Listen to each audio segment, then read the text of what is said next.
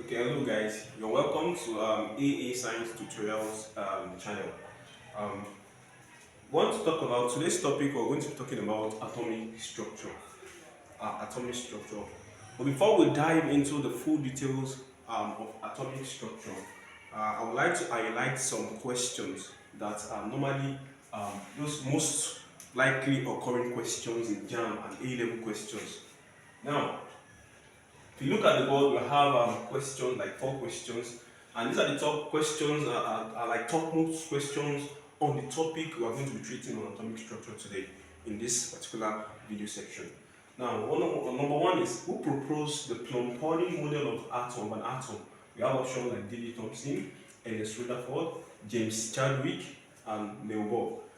The second question is who found the charge to mass value of electron to be minus 1.76 times 10 raised to power 8 coulomb per gram. We have options A. Erwin Schrödinger, we have Ernest Rutherford, we have Neil Bohr, and we have J.J. Thomson. The third question is the discharge tube experiment by J.J. Thomson was made to emit invisible ray. Now, was going to emit invisible at A, we have low temperature, high pressure, low voltage. We have B, high pressure, high temperature, low voltage. We have C, low pressure, low temperature, high voltage. And D, we have low pressure, high temperature, and high voltage. And last question is, who calculated the mass of an electron to be 9.11 times 10 raised to the power minus 28 gram? We have the options we are seeing on the board. Okay, having shown you some questions, now I want to explain in details what atomic structure is. I want to dive into atomic structure. Now, atomic structure, when we talk about atomic structure, we're trying to talk about the scientists that work towards the discovery of atom. Now, we have many scientists that work towards the discovery of atom. Among these scientists, we have John Dalton, which was, I think, the first most scientist that worked towards the discovery of what? Atom. He says atoms are indivisible particles. So according to him, that atom cannot be breakable into smaller parts. Yeah, so many postulates of John Dalton about atom. So we have many postulates on that. We also have Michael Faraday, who talks about atom as a neutral, an electric particle. It's electric in nature. We also have many other scientists like Davy, which is also the same thing like Michael Faraday. Now, so those that work towards the full details of atom, there are so many. We're going to talk about one of them, which is J.J. Thomson model of atom. Now, J.J. Thomson model of atom.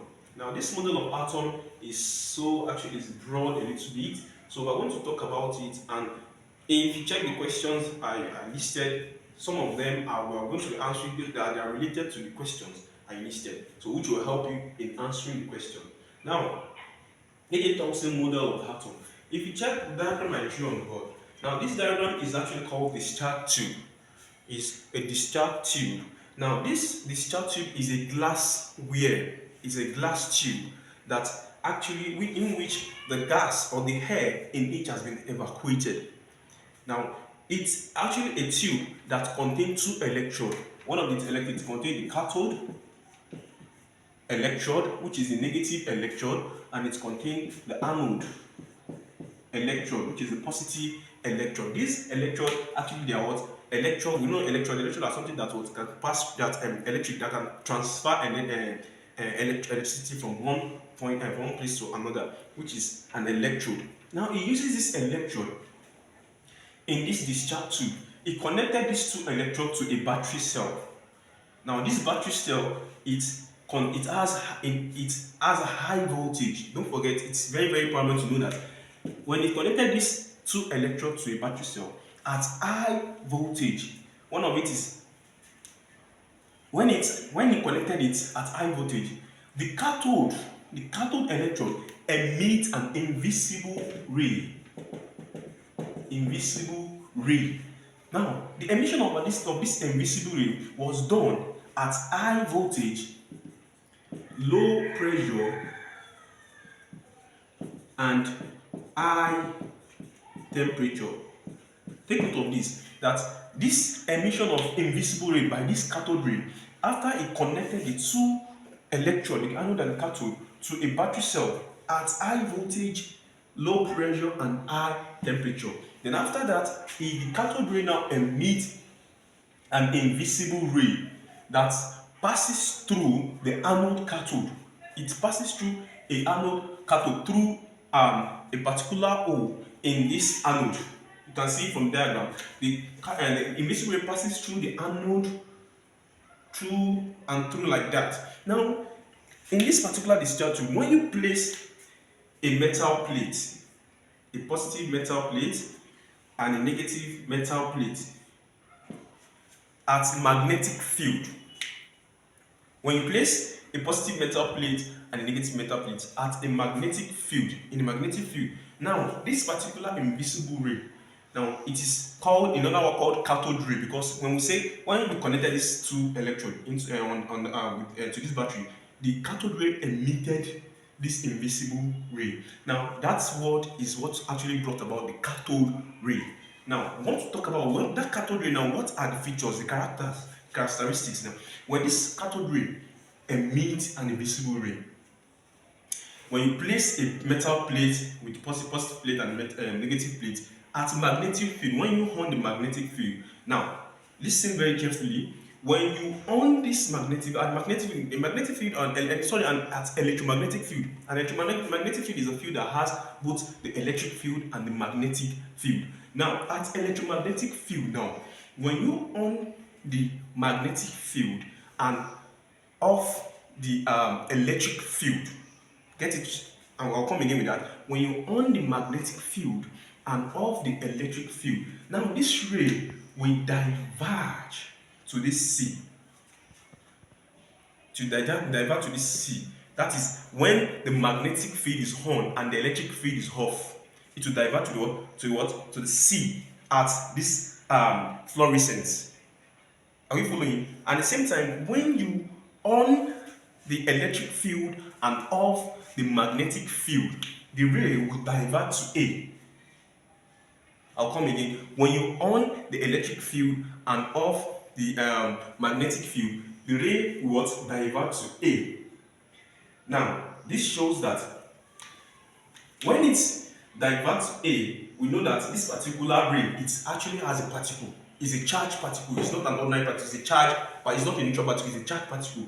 Now, in a magnetic field, according to electromagnetic theory, a moving body is behaves like a moving body behaves like a wave, or let me say a moving charged body behave like a magnet. Good, it behaves like a magnet. Now when it passes through an electromagnetic field that has an electric field and a magnetic field, now the particular ray will now diverge to a positive plate, showing that this particular ray is a negative charge.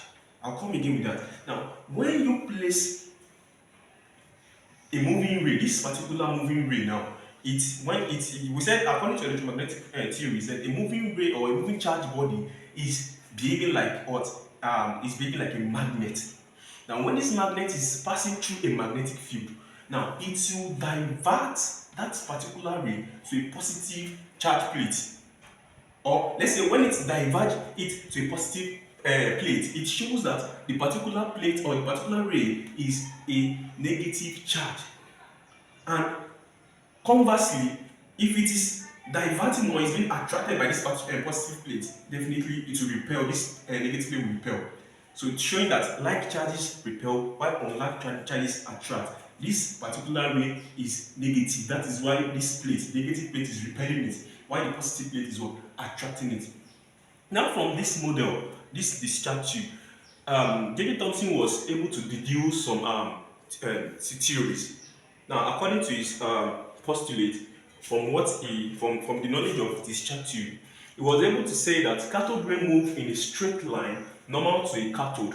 Cathode ray move in a straight line normal to a cathode and can be able to cast the image of an object placed before it. Now if you check this diagram, the cathode ray now, when it emits an invisible ray, and before I go on that, when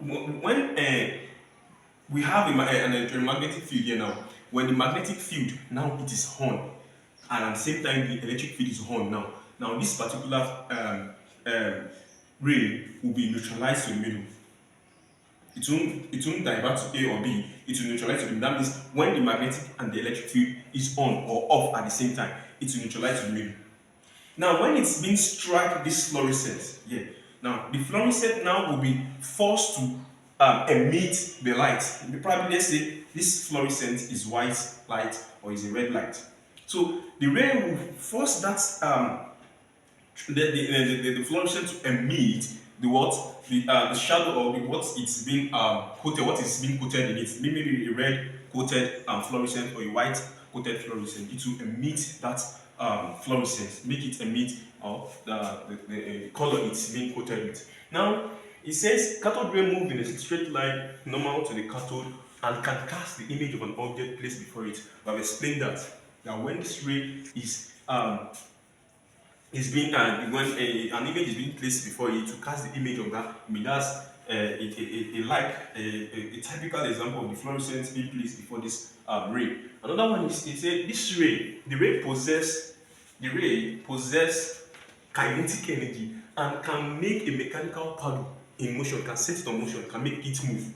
This shows that this particular ray is energetic.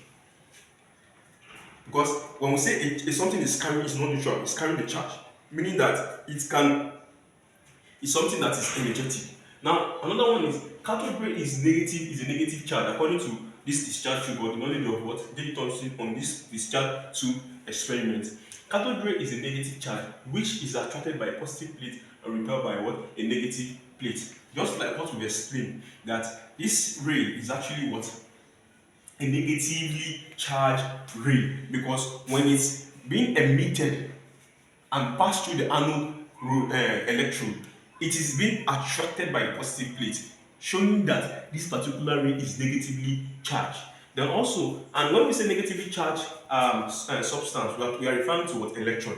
So we can also, in other words, we can say cathode ray is tantamount or is equivalent to what? Electron, because electron is also what? Negatively charged. Now another one is he was able to calculate the charge to mass ratio value of an electron to be negative 1.76 times 10 to the power 28 coulomb per gram. This C stands for coulomb.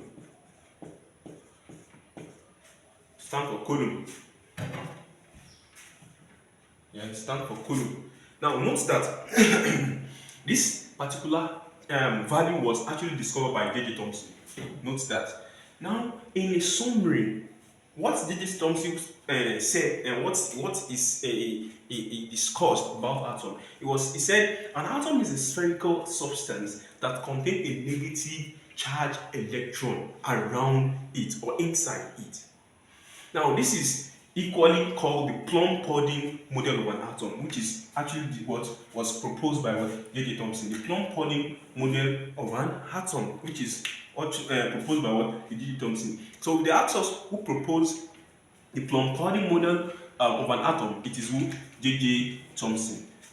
Now that is all about J. Thomson. We also have J. Thomson. This is actually with his postulation. That means his achievement on what is called atom, using a discharge tube, and they can ask us what experiment method did J. Thomson use to describe an electron, to describe atom. It is what? The discharge tube, or it's called cathode ray tube. It's also called cathode ray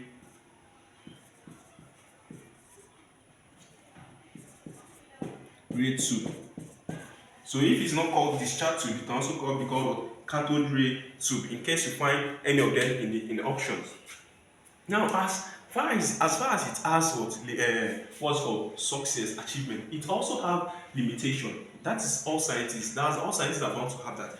One of the limitations of J. Thomson, he was unable to explain the neutrality of an atom. He was not able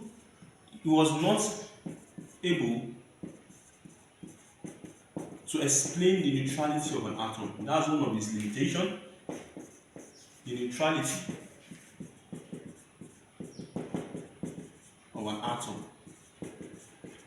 And from research also, one of the limitation is he was unable to explain the alpha scattering model of Rutherford. He was also unable to explain the alpha scattering model of Rutherford. I won't be able to write that because of the capacity of the board. So just know that he was unable to explain the alpha scattering model of an atom. Thank you very much for this particular section. So you are free to give your comments on the comment sections, and those questions that are about to be explained, that you see some questions also, so you're free to come along with me. We'll answer the question together, and some of the questions are going to be answered by you in the comment section. Thank you so much.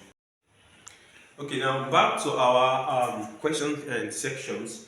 We have 4 questions, so I'll be answering 2 questions, and I'll leave the other 2 questions for you on the comment section to answer. Feel free to come along with me. Now, the first question says, who proposed the Plum-Poli model of an atom? Yes, if you check from what we have explained so far, you will see that it is glaring and vivid that it is what? J.J. Thomson, who proposed the Plum-Poli model of an atom. Then we have another question, who found the charge to mass ratio value of an electron to be minus or negative 1.76 times 10 to the power 8 coulomb per gram. It is also vivid, it's very clear that in our when we're explaining, giving the full details of J.J. Thomson model of atom, it shows that it's what J.J. Thomson that gave this charge to mass of an electron to be minus 1.76 times 10 to the power 8 coulomb per gram. So the other 2 questions, it's something that you can answer, like number 3 question is also part of what you've explained. But number 4 questions, I will leave it to you to go and juxtapose, go and think on it. Then from our next video, we're going to talk about this particular number 4 questions. Thank you.